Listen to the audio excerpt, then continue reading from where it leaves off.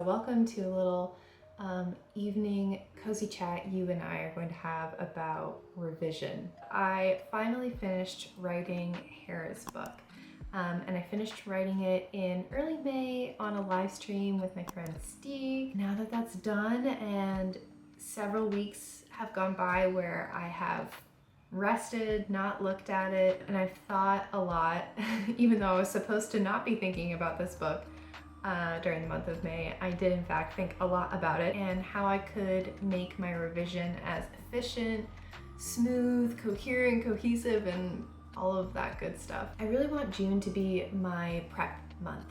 June is going to be the month where I do all the good prep work that will help me have a really smooth revision process. So I'm not going to actually start revising the book in June. I'm not going to let myself start revising the book until all the stuff on this checklist is done. And I hope, by the end of that, I will feel really, really solid about, what I want this book to be, what my vision for the book is, what my vision for the character arcs are, have some really solid world building done because I am an underwriter and a discovery writer. So my first drafts usually are missing quite a lot of that. And so I have a lot of stuff to nail down before I actually start putting rewritten words on the page. So that's what we're going to do tonight. I have a little Notion page over here that we're going to dive into. And I just want to talk through kind of what's on my mind as far as this revision prep checklist. So let's get into it. All right. Okay. Let's jump into this. So we are here in my Notion page. It looks so beautiful. I really love her. I love the green vibe that we've got going on right now. I usually use blue for Hera's book and all of my planning and stuff, but I just felt like we needed a refresh for draft 2. You know what I mean? But with that being said, let's just jump into it. The first thing I can tell you I've actually already done. I cheated a little bit and did this at the end of May rather than waiting till June. But that first thing was to get a print copy to read and work in. I did go ahead and order myself a spiral bound copy of my draft from Lulu, which I've done many times before. And I will of course show you guys the copy as soon as it arrives. But this is like the #1 most helpful thing for me to do. I mean, it feels a little silly because the draft is so rough right now. But having it in a physical medium really, really helps me wrap my mind around moving the story and shifting pieces and chapters and whatnot. And I just really prefer being able to mark it all up. So that has already been ordered and on the way to me, which is so exciting. I put it in a 6x9 format and I think it was 308 pages. And it was just really fun to see it, looking like a book. That's when it really hits me that I actually wrote a book. It doesn't feel real until I put it in Lulu. I will actually just go ahead and check that off because we've already done it and that feels great. Especially because everything else on this list is going to be quite a lot of work, so at least we got one thing done. This is going to be a little bit nebulous, but we'll talk it through. Okay, so solidify my vision. So like I kind of said before, I really want to take the time and make sure that I'm really solid on what I'm doing with this book. What is the message? What are the arcs? What do I want readers to get out of this book? And kind of have like my North Stars in place so that I have some guiding values. When I'm making decisions about revisions, I want to have something I can look to say, yes, this is moving the book closer to that ultimate vision. And I think it'd be really helpful for me to actually articulate what that is. And so there's a couple of different things I want to do that. #1 is a 1-sentence pitch. I want to get really good at learning how to pitch this book, how to describe it simply, and I haven't challenged myself to do this in the past, so I think that would be good. I want to have some pillars, and by pillars I mean like the things that I feel like really need to be in the book for it to be what I want. You know, what are the must-haves for me to feel like this story was successful and it came out as I originally imagined it. So what are the pillars that absolutely need to be in the book that need to be accomplished? And lastly, I want to draft a query letter. I don't right now intend on querying Hera's book. I think it's very well suited to the KU market, but I think this would be a really, really excellent exercise to challenge me to think about comps, think about positioning it more specifically, and also to do that blurb exercise. I know it's going to be hard, but I think it would be really, really worth it for me to do this now in between drafts. So that is what I'm thinking about for this vision. And I think the natural next step after vision is to think about my characters. They're very, very underwritten right now, and I know they need a lot of help. So I want to do character sheets for the main characters. I'm thinking that this is gonna include a couple of things. The first thing that I always like to do in between drafts is read a craft book. And I think specifically this time I really want that craft book to be on character arcs. And I know of a really good one that my friends Stig and Malin read and really highly recommended. So I've already purchased this book. It just needs to get read. So I'm going to read Creating Character Arcs by K.M. Weiland. And hopefully this should help spark a lot of ideas for me as far as my main characters and how I can make them really, you know, fully 3D and have very impactful arcs. And I want that to be true for both my main character and the love interest. So I've got a lot of work cut out for me. But in that same vein,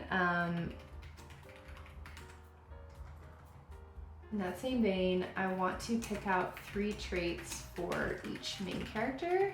And this is kind of like something that I just want to have on a sticky note in my, you know, clear view while I'm working on scenes, to help me keep their character applied consistently through the whole book. And lastly, just a part of all the character work I want to do, I need to figure out, you know, they're really the full arc for each character, but I'm just kind of summing that up into the shards of glass for each main character. Why do they act the way they do? Why do they make the decisions that they do? All of that has to come back to something in their past, which I need to figure out. And I think I know what it is for Hera, and I have some ideas for the love interest, but I really need to nail it down. It's really not established in the draft that I just wrote, so there's a lot of work to do there. But this is something I like to think about retroactively. Once I've written my action plot, that's when I kind of get to sit down and think about, okay, like, who are the characters that would really best suit this story? Also, as I said before, prep better world building.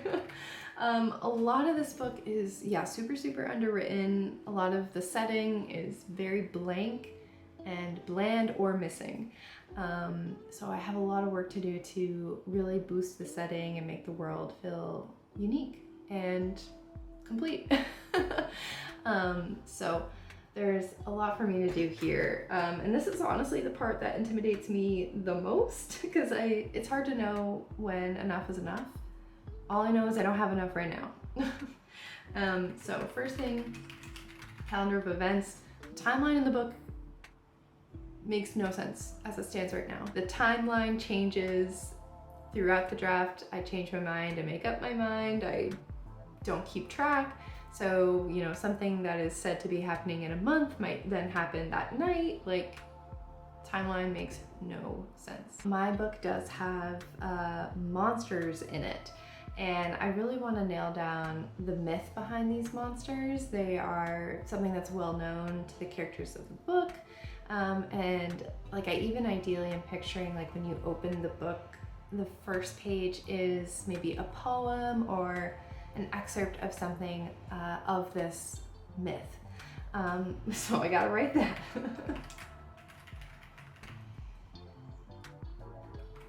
And lastly, I wrote Rule of Hera's Magic.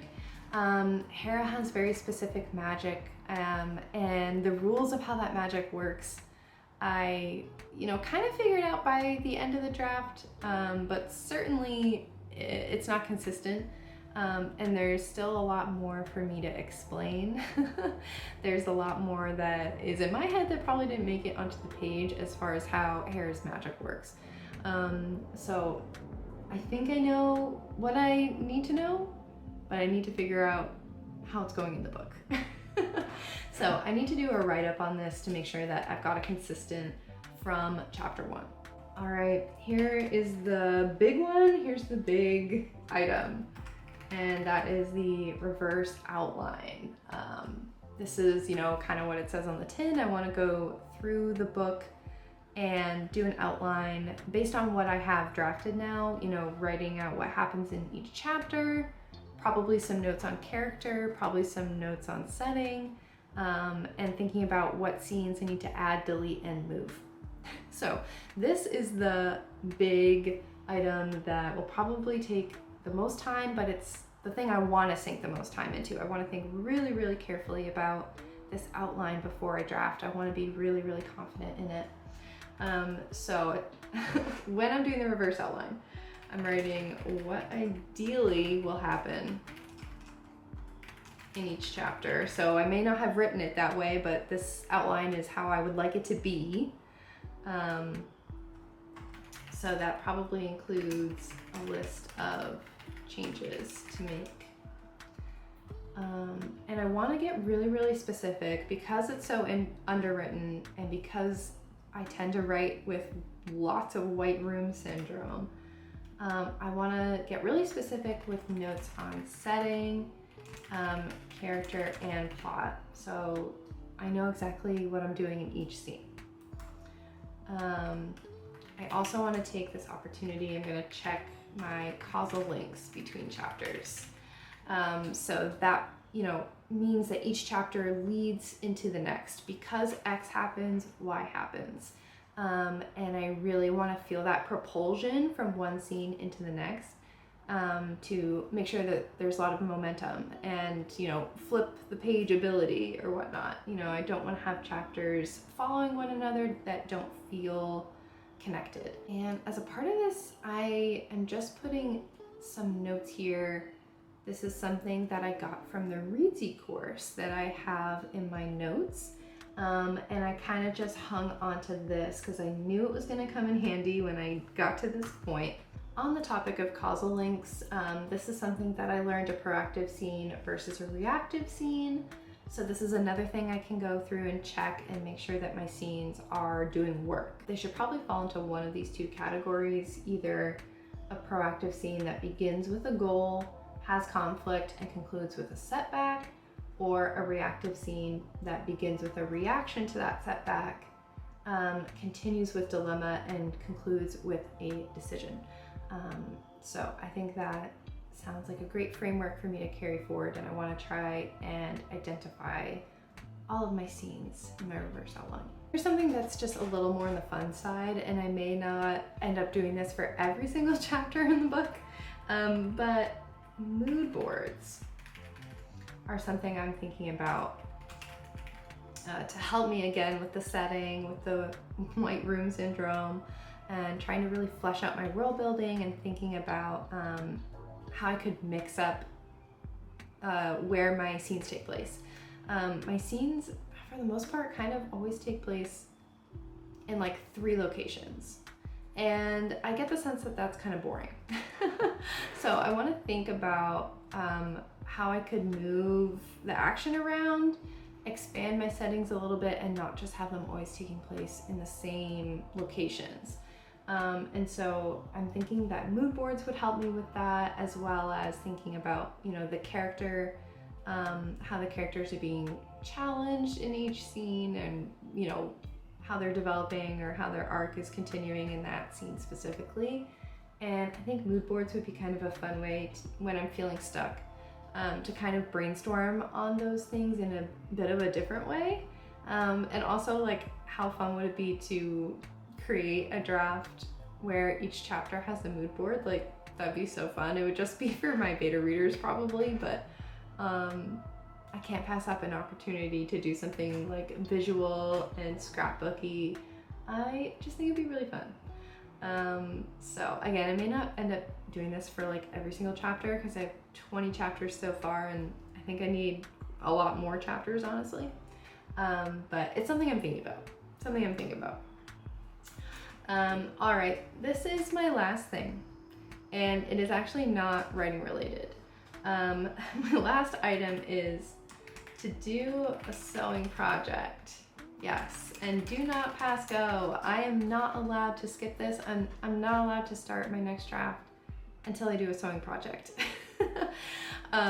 This is something I've wanted to do for a long time, is teach myself how to sew. I have a sewing machine, I have all the supplies. I bought a book earlier this year with some really friendly beginner patterns in it. And all I need is the time to sit down and do this.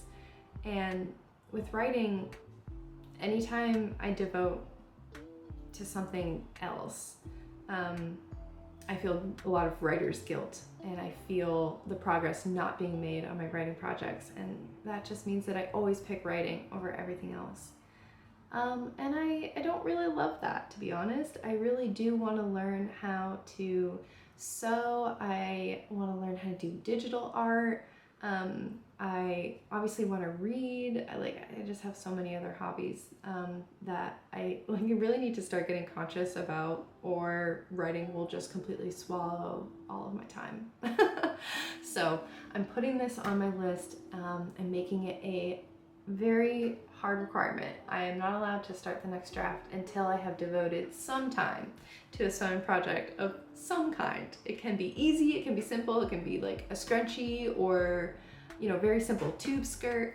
I have fabric that I've been really excited about, and it's just sitting there staring at me. So yeah, that is my last item, and perhaps one of the most important. Well, that completes my checklist. This was a very short and sweet video, but I just wanted to sit down and kind of share what I'm thinking about, and all the things I want to do in June to really help me prepare for this big draft revision that I hope to embark on this summer with Hera's book. So I hope maybe you got some good ideas from it if you are also starting a revision sometime in the near future. And if you have any other suggestions for, you know, what is on your revision checklist, what are your must-dos before you feel ready to jump into a really big developmental edit? I always love hearing this from other writers. I get a ton of really good ideas from you guys. This list is kind of a culmination of, you know, taking good advice from all of my writing communities, from the courses that I've taken, and I'm so happy to keep learning this skill. So I look forward to seeing all your comments and hearing your suggestions. And yeah, hope you like the new camera. Let me know what you think. Just keep writing, and I'll